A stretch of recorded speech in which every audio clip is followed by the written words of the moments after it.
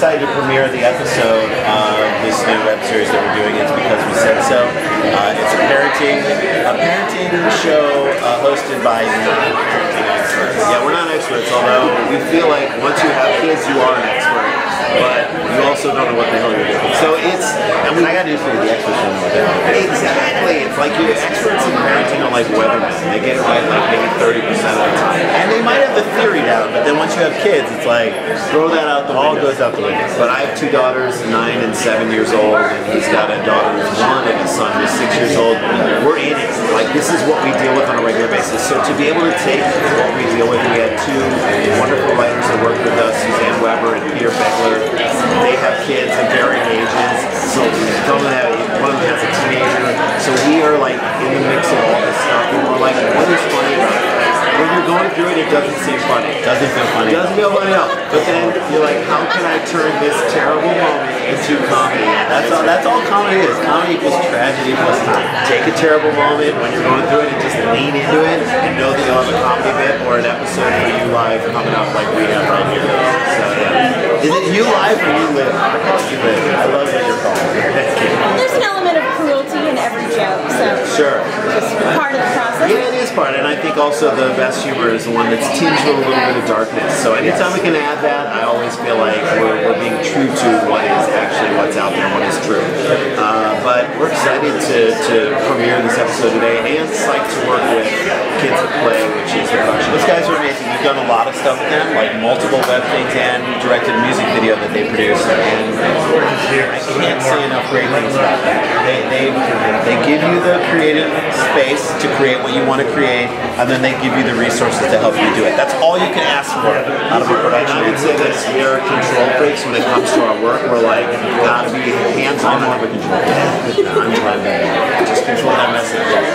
But you know, like, we're gonna get our hands in on everything. And with these guys, we just kind of let them have it, and then they send us back edits, and we're like, that's great. I mean, you just let them have it. Yeah, that is the sign. When a control freak can give up a little control and just trust people, that's like the highest form of respect.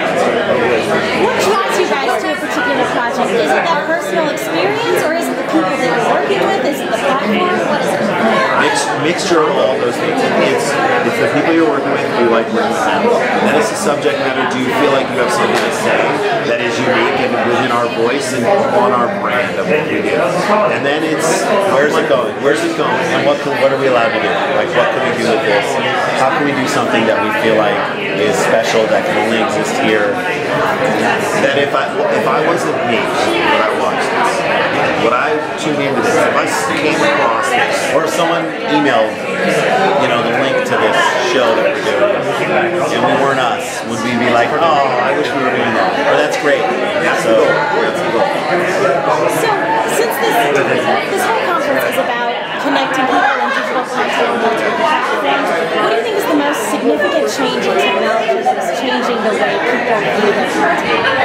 I think the fact you can view content very well on like oversized smartphones, tablets, and everything. The fact that you can really, that's the way kids, we're around kids a lot. That's how they watch things. They don't even watch it.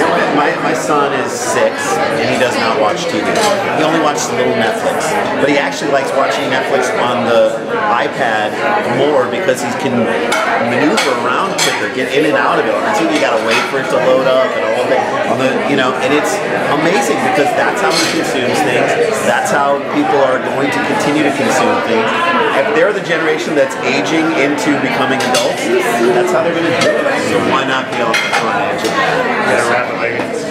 How do you think this is changing the way you guys do stories? You gotta tell stories quickly, you gotta get to it quickly, and you've got to, as far as comedy goes, you're funny right out the gate, or else you're losing. Last question, what do you think is the one thing you want people to take away from the conference? I think hopefully they take away the fact that digital is its own platform that is as viable as anything you see on television or even that you see in movies. It is the place where you can put where any level of comedian or actor or performer will want to put their best material first. And I think it's like legitimate. And that's what you want them to take away. This is a legitimate format.